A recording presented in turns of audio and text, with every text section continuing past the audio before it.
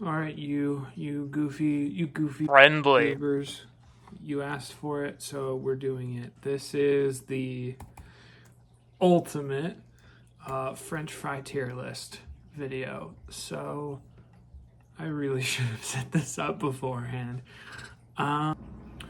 So S is perfect. A is great. B is good. C is meh. D is bad, and then trash is trash.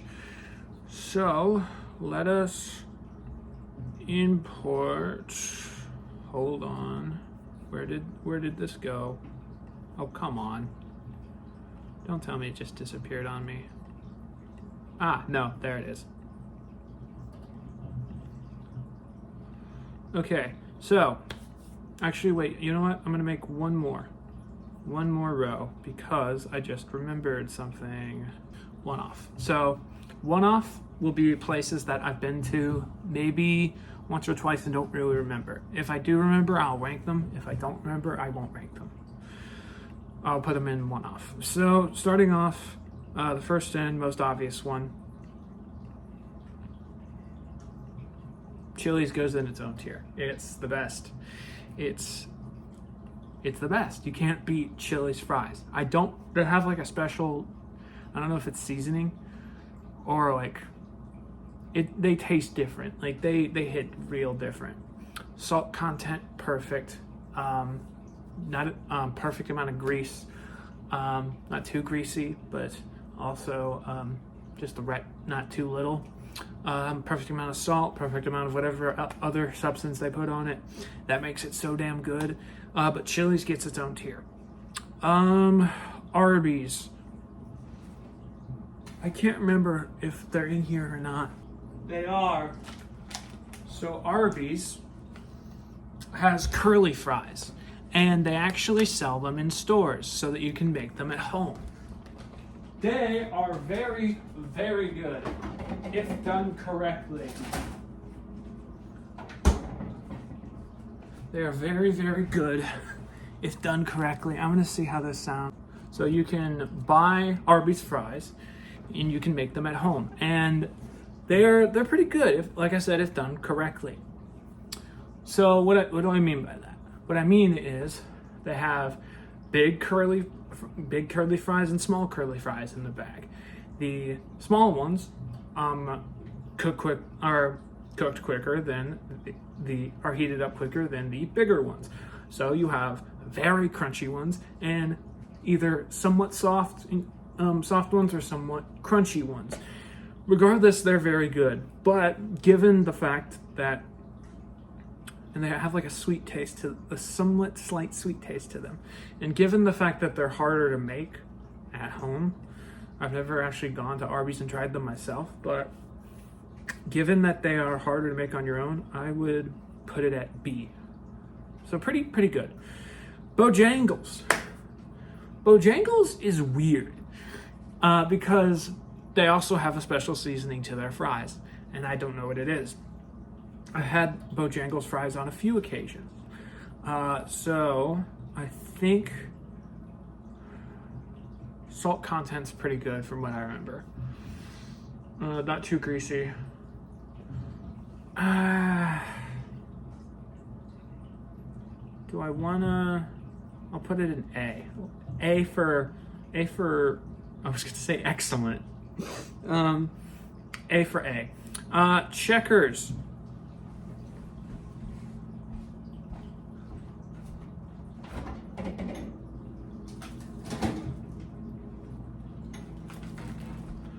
Checkers also sells their fries so that you can make them at home. Now, I'm sure you're asking, Bennett, what is Checkers? Honestly, I don't even know. I think it's supposed to be like an old retro diner style place. The fries have like an almost not quite spice to them, but they hit different like Chili's. They're not my favorite though, so I'll put them. Not C for Checkers. I'll put them in A with Bojangles.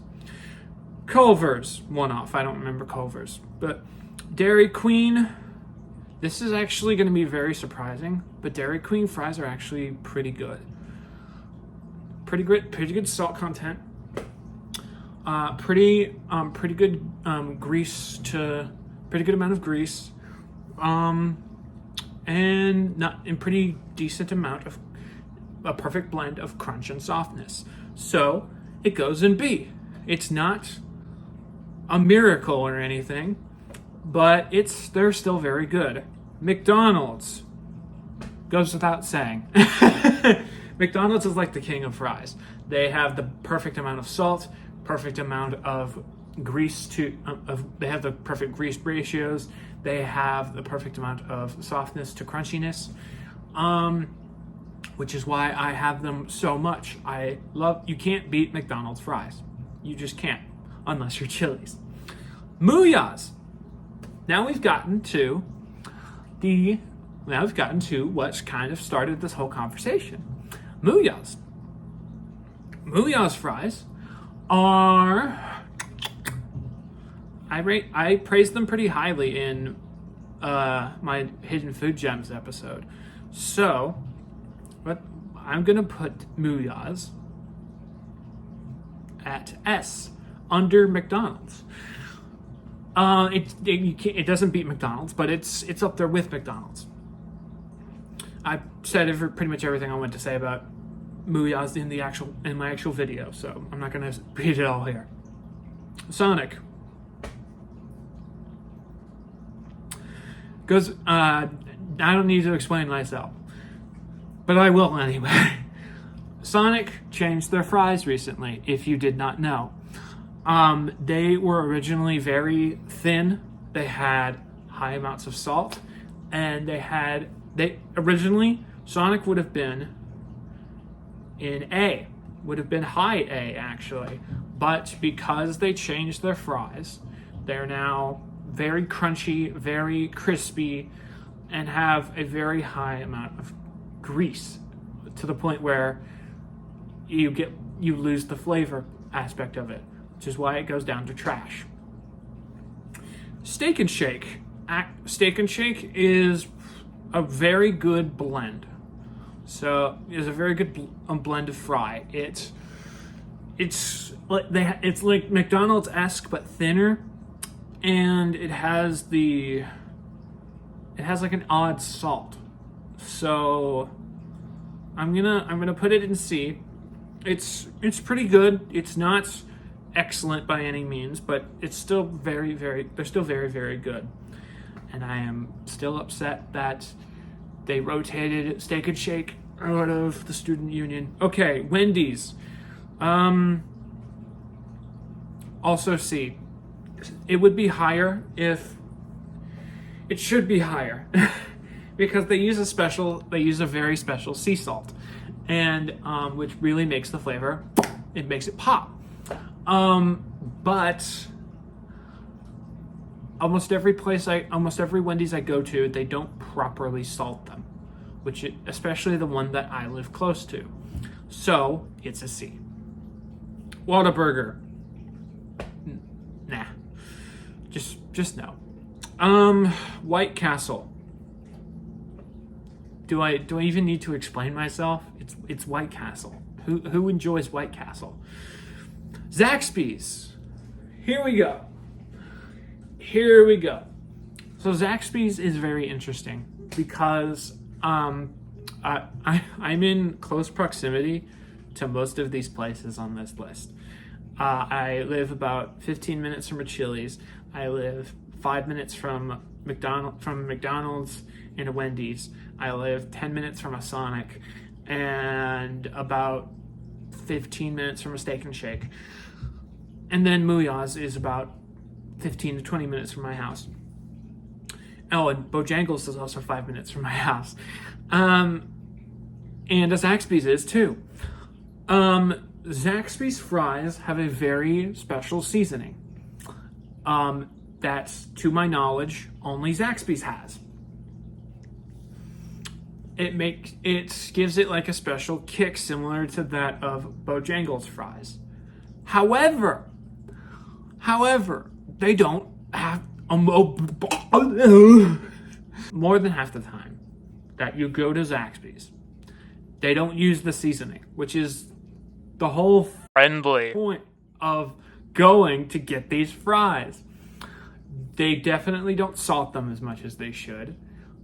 And okay, Zaxby's would be S tier if they did the following. If they properly salted them, and if they all consistently used their special seasoning. The grease ratio is perfect. The crunchy to the soft texture is perfect. The taste is perfect. They just skip out on the salt and they skip out on the seasoning, which is the entire point of going to Zaxby's to get the fries. You want the seasoning. So the fact that more than half the time they don't do it is just because of those negatives. I have to put I have to put Zaxby's not in C. Why did that go there? I have to put Zaxby's in low A. You know what? No, I'll put Zaxby's in high B. So that's it. If there's any I missed, I don't know what to tell you. These are just the places I've been. Wait, where did it? Why is it not in here? Hold on. Shit. Okay. So there was one missing. And this will probably cause a lot of people to get angry. Chick-fil-A. I'm going to say something that's going to offend a lot of you. Well, first of all, I can't eat at Chick-fil-A because they cook all of their food in peanut oil, and I am deathly allergic to peanuts. You give me a peanut M&M, I will die within not even 5 minutes. I'll die within 2 minutes probably. They cook all of their food in peanut oil, except for the fries. So I have tried Chick-fil-A fries on several occasions, and I'm not impressed. Which is why I'm putting it high D. Salt content, it's hit or miss. Taste, originally I really liked it, but over time I grew to hate it. Shape, just why? Just waffle fries are arguably the worst kind of fries. It's McDonald's in the Chili's got it perfect. They got it right. You can't argue with that. So that's why Chick-fil-A goes in high D. That's the list. That's everything. I'm sure I missed some places, but these are that's a big forehead I got. I don't know how much of the video that was in.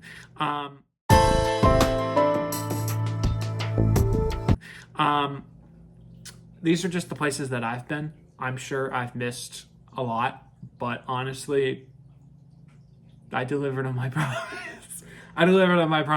So there you go. French fry tier list. End the video immediately.